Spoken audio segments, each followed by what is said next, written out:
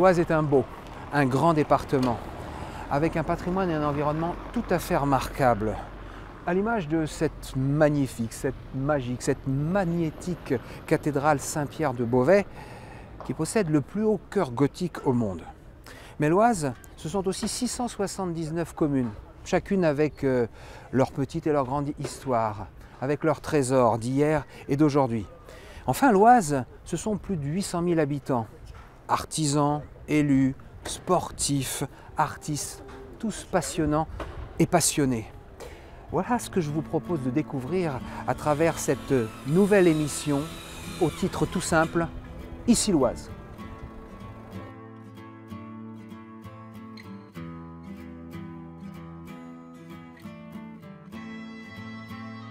Alors pour ce premier numéro d'Ici l'Oise, je vous propose d'abord de découvrir Gouy-les-Groseilliers, plus petite commune de l'Oise. Ensuite d'aller à Thibivilliers pour y faire connaissance avec le vignoble municipal. Puis nous irons percer les mystères, les secrets des faïenceries de Ponchon avant d'aller boire un café au troquet municipal de La Ville-Tertre. Et pour terminer, nous ferons la rencontre de Nadège Lefebvre, présidente du conseil départemental de l'Oise.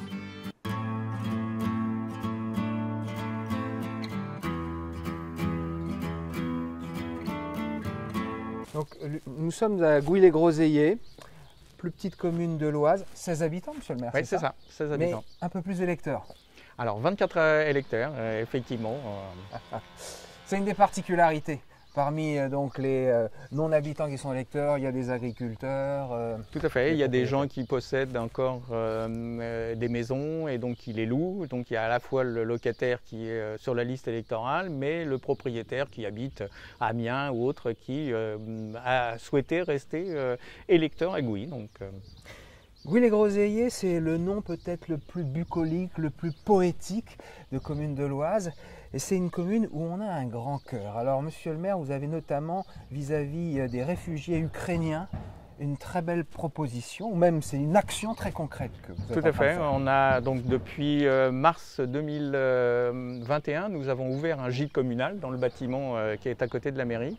Et nous avons décidé, sous ma proposition, le conseil municipal a accepté de mettre à disposition gratuitement ce gîte pour des réfugiés ukrainiens. Donc on attend les dernières locations, parce qu'en plus c'est un gîte qui est assez prisé, puisque nous avons pas mal de locations. Et donc la dernière location se finira début avril, et donc nous n'en prendrons plus. Et nous mettrons ce gîte à la disposition de la préfecture pour qu'ils puissent nous envoyer des réfugiés, des familles ukrainiennes. Gouy-les-Groseilliers, petite commune, mais grand cœur. Le gîte communal, le boulodrome, la salle des fêtes. La salle des fêtes, tout à fait. Et par-delà la colline, on est dans la Somme. Et exactement, la Somme, ça commence en haut de la colline. Là. On est vraiment limite nord de l'Oise. Voilà, donc la Somme est à même pas 1 kilomètre. On peut avoir des moyens restreints et faire beaucoup de choses. Vous en êtes un superbe exemple avec cette petite salle des fêtes parfaitement adaptée à la taille de la commune. Tout à fait. Moi, j'ai testé le miel et la confiture de Gouy-les-Groseilliers. Ah, regarde. Voilà. On fait ça avec amour. Exactement. Et donc, effectivement, la salle, alors ça, c'est mon prédécesseur qui a fait la salle. Monsieur Bourguignon. Monsieur Bourguignon. Et effectivement, une petite salle, 60 personnes, mais qui est très adaptée pour des réunions familiales et qui est très prisée aussi. Parce que c'est sécurisé. C'est sécurisé, donc pour les enfants, vous pouvez les laisser, tout est fermé, il n'y a pas aucun problème, donc ils peuvent gambader. Voilà. Il y a la possibilité de pouvoir accéder au boulodrome si les gens veulent l'après-midi passer, quand il fait beau, s'occuper. Donc voilà.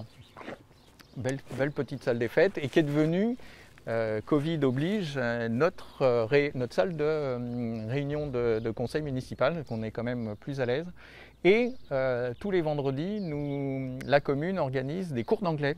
Alors le budget de fonctionnement pour une commune comme Gouy? Alors le budget de fonctionnement en ressources et en dépenses, c'est aux alentours de 80 000 €. En investissement, c'est variable effectivement, suivant les projets. L'année dernière, c'était énorme parce qu'on a eu le gîte et la fin de l'église, donc on était était plus proche des 60 000 € avec beaucoup d'aides du département et de la DETR, enfin de l'État. Cette année, on va se calmer un peu et le budget est aux alentours de 35 000 €. Voilà. Monsieur le maire, je crois que vous avez un projet électrique assez original.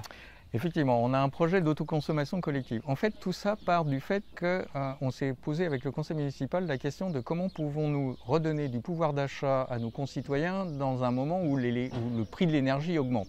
Et là, on a un projet d'organiser avec la mairie, d'installer des panneaux solaires, donc d'utiliser ces toits relativement importants de bâtiments agricoles. Donc celui-ci, d'utiliser les toits aussi des bâtiments communaux, de la miellerie qui est juste derrière, pour pouvoir produire de l'électricité pendant la journée et la redonner à des coûts vraiment relativement faibles, payer simplement les amortissements du matériel. Bien évidemment, la nuit, chaque concitoyen devra se brancher soit sur EDF ou d'autres opérateurs, mais au moins dans la journée, nous serons maîtres du prix auquel nous produirons l'électricité. Tant qu'on parle d'électricité, le gîte sera équipé a priori prochainement d'une borne de recharge électrique. Tout à fait, c'est dans les investissements prévus pour cette année, donc installation d'une borne de recharge électrique pour les véhicules, et on se pose la question de savoir si on ne va pas en faire une également pour les habitants de la commune. Alors pour le moment ils n'ont pas de véhicule électrique, mais si ça se développe, au moins ils auront la possibilité de venir se brancher grâce à la mairie. En partenariat avec le SE60. En partenariat avec le SE60 qui nous aide là-dessus justement pour piloter tous ces projets. Après Gouy-les-Groseilliers, au nord du département, en bordure de la Somme, prenons la route pour redescendre au sud, dans le Vexin, à Thibivilliers, où le maire Yannick Jubot, ancien médecin aujourd'hui retraité, a décidé de planter des vignes.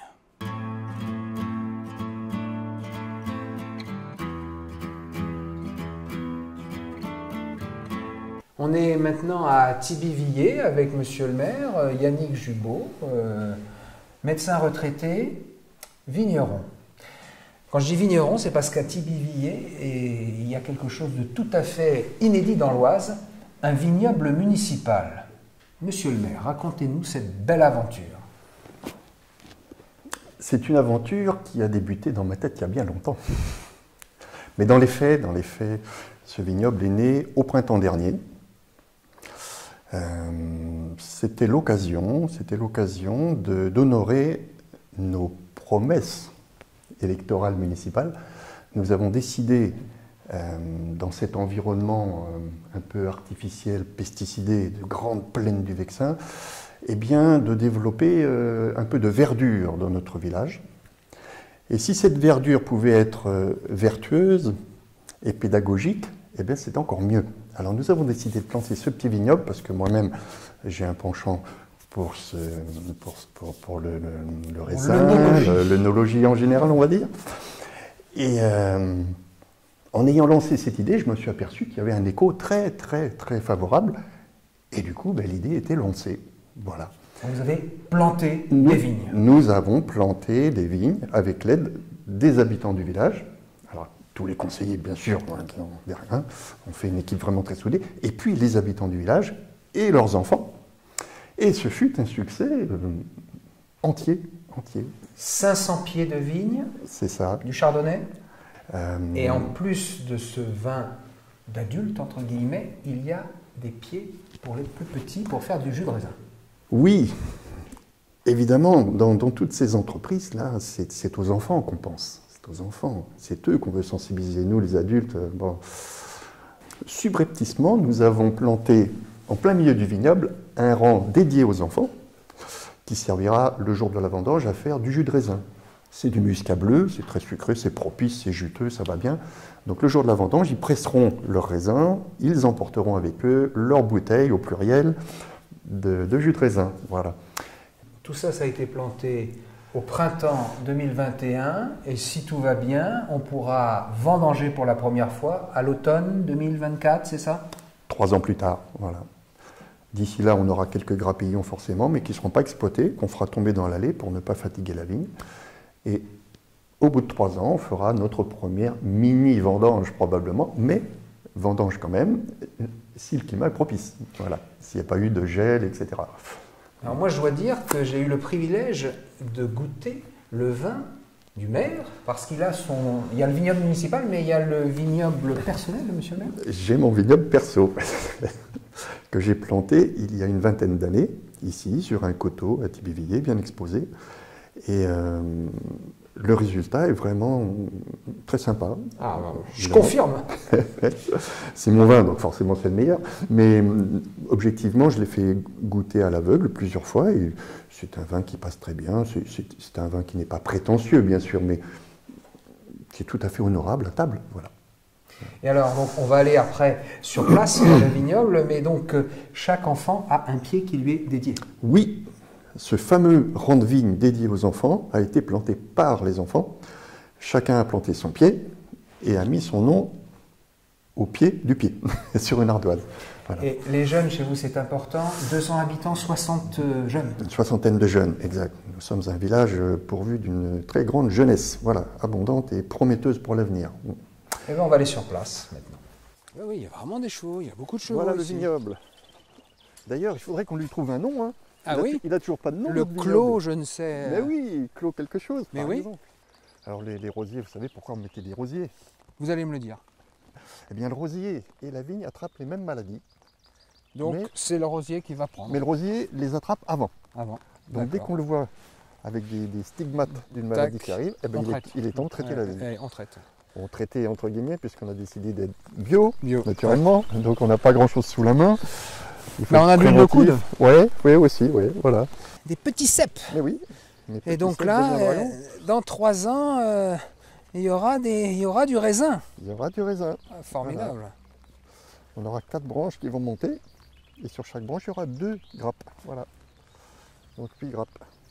Et alors, c'est au milieu qu'on a les petits là. Alors voilà. Ah, voilà. Donc tout ça, c'est pour faire du vin. Ouais. C'est du chardonnay. Et là, les cèpes Là, pour les petits. Voilà. Ça, c'est plus du tout du chardonnay, c'est du muscat bleu. Voilà. Ah oui, et donc on a le prénom de chaque enfant. Là. Voilà. Chacun a mis son Lucas, prénom. Capucine. Allez, voilà. Formidable.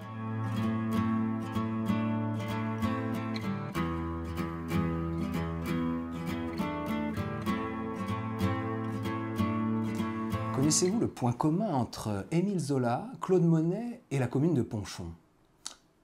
Ce sont les faïenceries. Alors, direction Ponchon, avec la céramiste Caroline Zobzac et le maire Robert Joyot.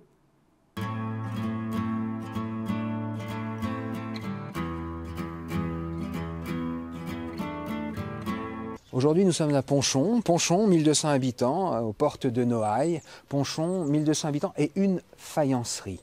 Jadis, au 19e siècle, il y en avait même 7. Et cette faïencerie, c'est un endroit magique qu'on va découvrir avec Caroline Zobzac. Alors, Madame la céramiste, donc, vous êtes établie à Ponchon. Ponchon dans le Grand Beauvaisis, cette terre de potier, cette terre où la faïence a une très longue histoire, pour une raison qui doit être avant tout liée à la géologie, à la qualité de la terre. Est-ce que vous pouvez nous en dire? Oui, absolument.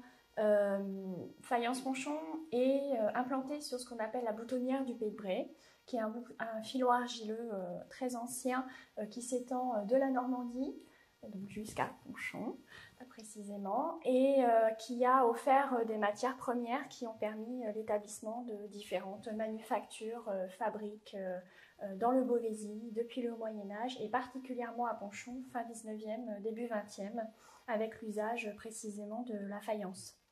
L'argile est donc le matériau principal de vos carreaux. Oui, l'argile c'est un terme générique qui recouvre différentes qualités de pâte, de terre. Donc on a parmi elles la faïence, le grès, la porcelaine. Le grès d'ailleurs a été une création technologique très importante du Beauvaisis. Ici désormais, c'est une explosion de couleurs.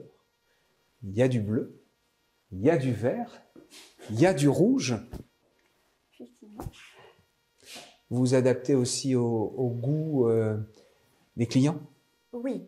Alors, on a une clientèle nécessairement poussée par des projets de restauration qui viennent avec en tête des visites de maisons des illustres, par exemple, comme celle de Zola à Médan ou de Monet à Giverny. Donc avec l'envie d'inscrire leur bâti dans une histoire du bâti français. Il y a des gens qui sont venus vous voir en disant « j'ai vu du ponchon à Giverny ». Ah oui. D'accord. Et Giverny reste... j'ai envie de ponchon. La cuisine de Monet à Giverny reste un modèle, oui, effectivement. Alors, Robert Joyaux, vous êtes maire de Ponchon depuis plus de 2 décennies. Ponchon, c'est un peu une des capitales de la faïence dans l'Oise, et ce depuis très longtemps, parce que je crois que dès le milieu du 19e siècle, il y a eu des faïenceries. Dès le milieu du 19e siècle, d'ailleurs c'est au milieu du 19e siècle que les faïenceries se sont installées sur Ponchon, et Ponchon a connu sa notoriété grâce aux faïenceries. Ponchon a connu pratiquement une notoriété mondiale. On sait qu'il y a des carreaux de Ponchon qui ont été posés partout en France. Il y a beaucoup de bâtiments, d'immeubles haussmanniens dans Paris qui sont décorés, ou dont les salles de bain, ou dont les cuisines ont été décorées avec des carreaux de Ponchon. Mais on sait aussi que beaucoup de ces carreaux ont été exportés dans le monde entier, particulièrement en Amérique du Sud. Et 2 musées des carreaux de Ponchon se trouvent dans le monde. L'un, le premier, à Montevideo, et le second à 40 km de Montevideo. Les élus écrivent rarement au Père Noël. Mais il peut arriver qu'ils reçoivent des lettres miraculeuses. C'est l'aventure qu'a vécue voici quelques semaines Hervé Dessin, le maire de la Ville-Tertre. On va aller le rencontrer et on ira avec lui boire un café au troquet du village.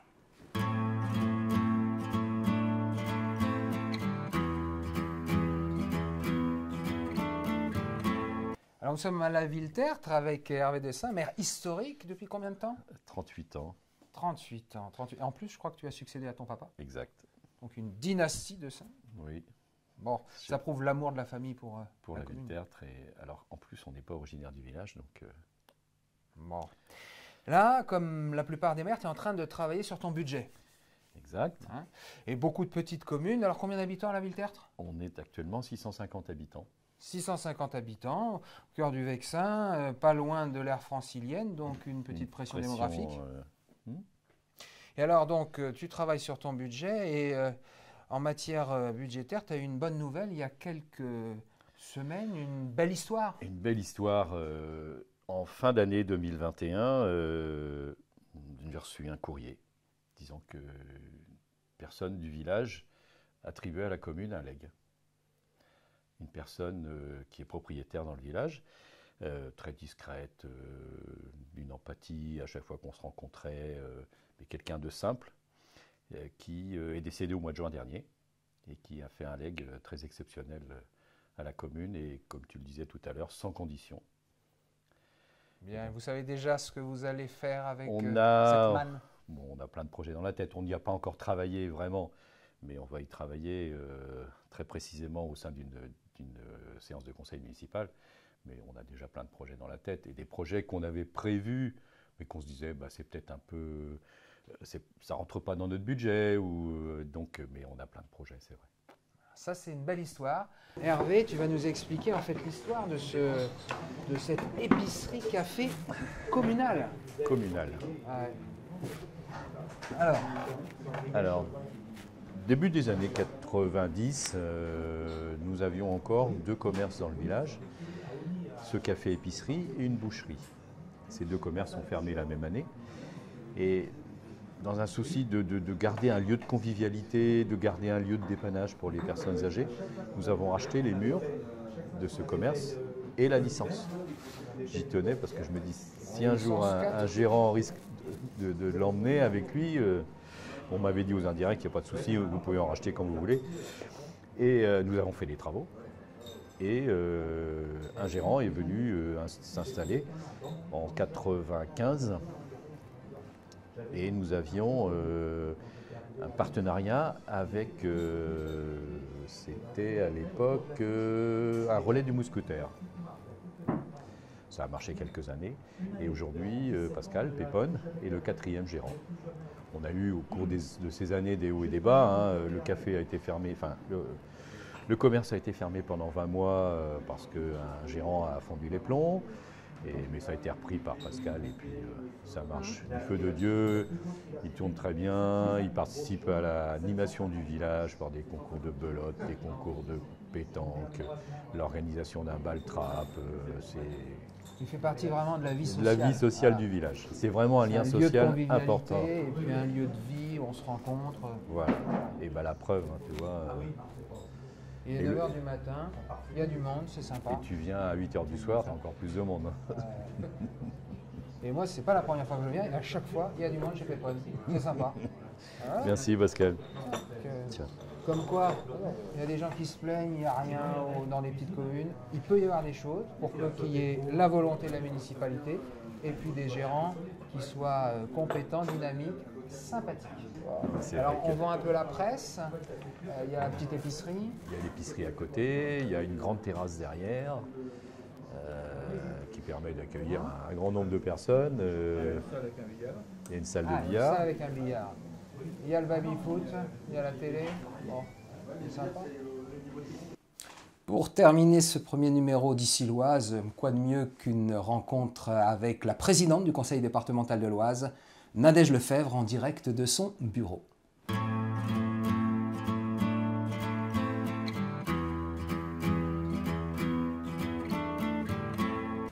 Nadège Lefebvre, Madame la Présidente, merci de nous recevoir dans votre beau bureau ensoleillé du conseil départemental. Alors, le concept de l'interview, c'est 5 questions, 5 minutes. On va aller vite, droit au but. Vous aimez profondément l'Oise, Nadège. Vous aviez d'ailleurs lancé il y a quelque temps une belle campagne « J'aime l'Oise ». Est-ce que vous pouvez nous dire quels sont les 3 monuments ou endroits de l'Oise qui vous font plus particulièrement vibrer ? Alors l'Oise est riche en patrimoine, donc bien sûr le patrimoine dans l'Oise c'est quelque chose, d'ailleurs c'est la première destination touristique, mais moi j'ai un faible aussi pour tout ce qui est nature et tous les espaces naturels sensibles comme le marais de Sassy, comme les tourbières sur la partie ouest, sont des lieux vraiment remarquables et qui méritent effectivement d'être découverts. Et la Transoise notamment permet d'aller sur tous ces sites, et ce qui donne cette richesse, le paysage, notre paysage agricole qui est magnifique dans ce département, le bocage qui est encore présent dans certains secteurs de ce département, fait qu'évidemment on a un paysage remarquable. Alors Nadège, est-ce qu'il y a un ou une personnage qui... Alors ça peut être un personnage célèbre, historique, ou ça peut être une personnalité beaucoup plus intime, un ou plusieurs qui ont influencé votre parcours? Alors, chez les femmes, je dirais Simone Veil, mais ce n'est pas quelqu'un de l'Oise, mais c'est quelqu'un qui a rayonné et qui a été aussi un moteur pour les femmes.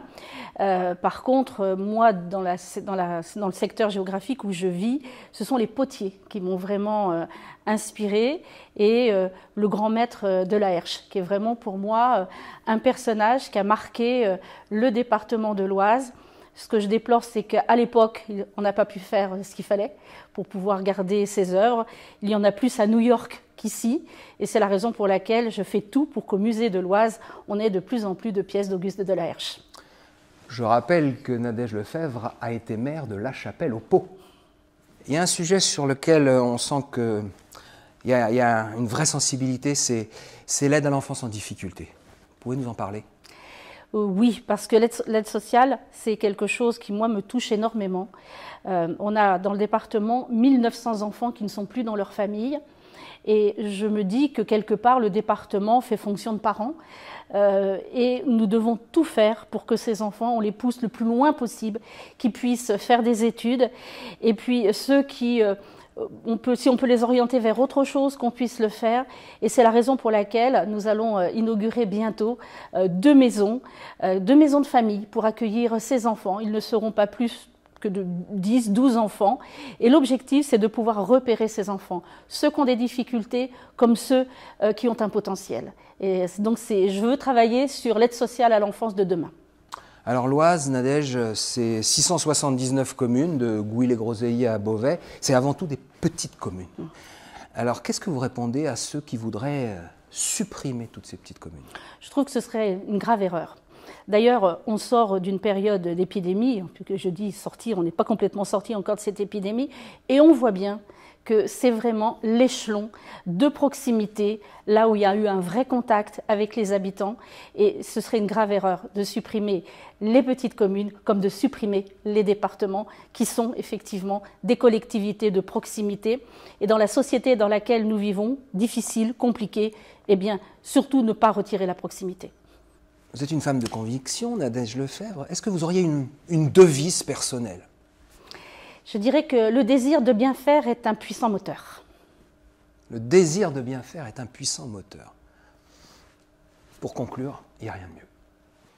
Voilà, ainsi s'achève le premier numéro d'Ici l'Oise, cette belle Oise où il y a tant de choses à voir, mais aussi des bonnes choses à boire, comme cette petite bière Coréus. Rendez-vous au prochain numéro et d'ici là, n'oubliez pas, vive l'Oise!